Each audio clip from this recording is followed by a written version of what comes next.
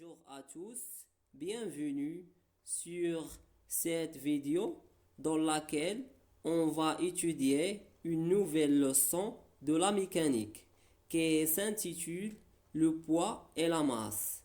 Et aujourd'hui, on va s'intéresser à la partie 1 dans laquelle nous allons savoir qu'est-ce que c'est le poids et connaître et déterminer les caractéristiques du poids d'un corps. Alors, la méthode pédagogique qu'on va suivre aujourd'hui, c'est la méthode de résolution de problèmes. Cette méthode considère que les connaissances scientifiques ne peuvent pas être transmises passivement d'une personne à une autre, mais elles sont construites par la personne active. À cet égard, le processus d'apprentissage débute par un problème et pour résoudre celui-ci, vous devez chercher à expliquer les phénomènes en formulant des hypothèses et à les vérifier à travers des activités expérimentales ou documentaires. Et dans cette leçon, on va travailler sur une activité documentaire. Alors, on commence par la mise en situation dans laquelle nous allons identifier et approprier le problème scientifique. Tout objet lancé dans l'air et toute personne faisant un saut restent un moment dans l'air et finissent par retourner sur Terre. Quand vous voyez dans la photo, si on lâche la balle de tennis dans l'air, elle reste un moment, puis elle tombe vers la surface de terre. Et on observe le même phénomène pour tous les objets qui se situent au voisinage de la Terre. Donc, on constate qu'il y a une force qui attire les objets vers la Terre. Et la question qui se pose, quelles sont les caractéristiques de cette force qui attire les objets vers la Terre? Activité documentaire. Avant de passer aux questions de l'activité, on a 3 documents qu'on va exploiter au cours de l'activité. Alors, on commence par le premier document qui s'intitule La force de l'attraction terrestre. Selon la célèbre histoire, Isaac Newton, né 1642 et décédé 1727, est un physicien, philosophe, astronome et mathématicien anglais, considéré comme l'un des plus grands scientifiques de tous les temps. C'est le fondateur de la mécanique classique. On retourne au document. Isaac Newton, assis sous un arbre, a vu tomber une pomme. Cela lui inspira l'idée qu'une force attire la pomme vers le sol. Cette force exercée par la Terre sur tous les corps, quelle que soit la hauteur à laquelle il se trouve, est appelée poids. Donc, le point d'application du poids P d'un corps est son centre de gravité noté G et sa direction passe par le centre de la Terre. On passe au document 2. Le document 2 représente la modélisation du poids d'une personne ou la représentation du poids d'une personne par le vecteur force P, en jaune, comme vous voyez dans la photo. Et le document 3, on a une boule de fer en équilibre sous l'action de deux forces, la force de fil sur la boule et la force exercée par la Terre. Avant de passer aux questions et les réponses, premièrement, je vous donne une idée générale sur la démarche ou la méthode de résolution de problèmes. La première étape dans cette méthode est d'émettre ou de proposer une ou des hypothèses. Qu'est-ce que c'est une hypothèse? C'est une proposition ou suggestion des réponses.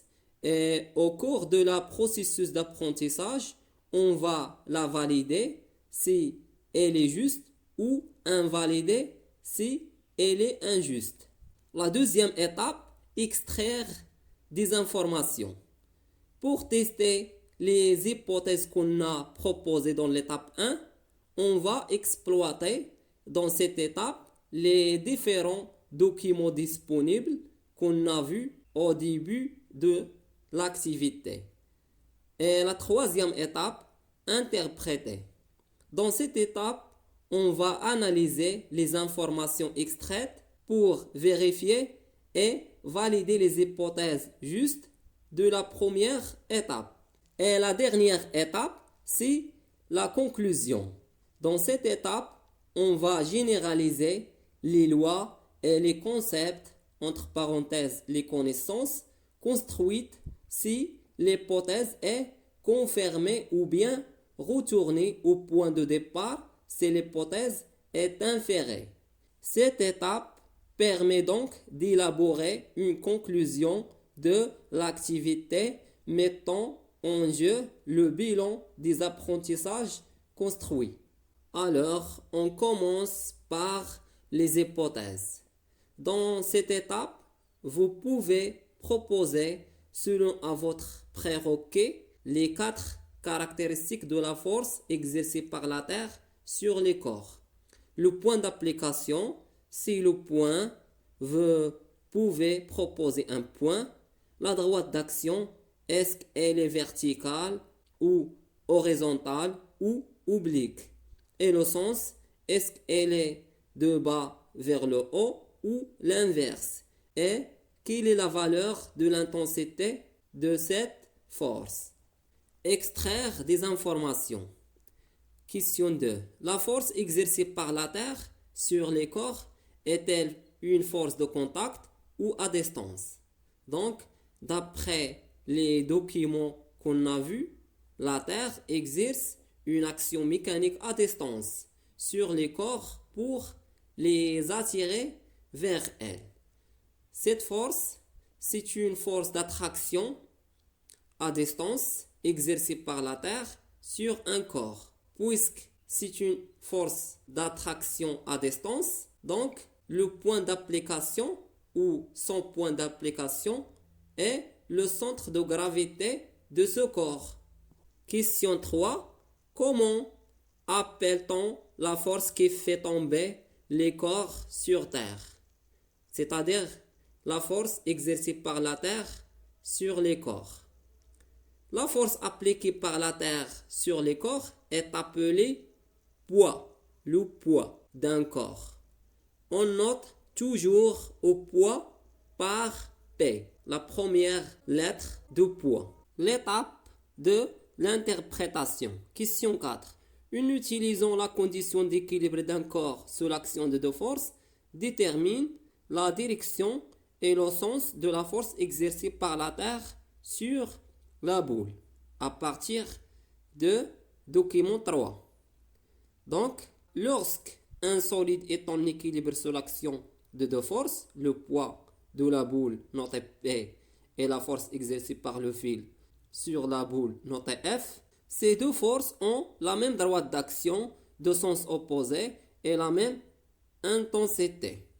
Donc, la direction et le sens du poids de la boule, entre parenthèses la force exercée par la Terre sur la boule, sont la direction et la droite verticale à la surface de la Terre, entre parenthèses passant par le centre de la Terre et le centre de gravité de la boule. Et son sens est vers le bas, entre parenthèses vers le centre de la Terre. Question 5. Recoupez le schéma du document 3 et représente qualitativement le poids P de la boule. Donc, on a qualitativement, ça veut dire quoi? Ça veut dire sans prendre en compte la manque de l'intensité de P. Parce que on n'a pas l'intensité de P. Donc, on peut tracer le vecteur force P sans souci de la longueur. Voir la représentation de P en rouge sur le schéma. La dernière étape, conclusion ou ce qu'il faut retenir. Question 6. Rédige une conclusion dans laquelle tu définis le poids d'un corps en précisant ses caractéristiques. Alors, d'après l'interprétation et l'extraire des informations de documents, maintenant on a la conclusion ou l'essentiel de cours. La Terre exerce une force d'attraction sur tous les objets. Le poids d'un corps situé au voisinage de la Terre, plus proche de la Terre, noté P, est l'action à distance que la Terre exerce sur ce corps. Donc, le poids est caractérisé par son point d'application, le centre de gravité noté G, toujours noté G, du corps. Sa direction, le vertical passant par le centre de gravité G. Son sens, dirigé vers le centre de la Terre, ou orienté vers le centre de la Terre. Son intensité ou la valeur de l'intensité, elle se mesure à l'aide d'un dynamomètre et s'exprime en newton, l'unité internationale de l'intensité de force, N majuscule. Et on représente généralement le poids par une flèche dont, comme les autres forces, on peut tracer pour représenter le poids, dont l'origine est positionnée au centre de gravité G de corps. La direction est verticale et perpendiculaire à la surface de la Terre. Le sens est orienté vers le bas, de haut de l'objet vers le bas. La longueur est proportionnelle à l'intensité du poids. Et finalement, je vous remercie de votre attention et à bientôt.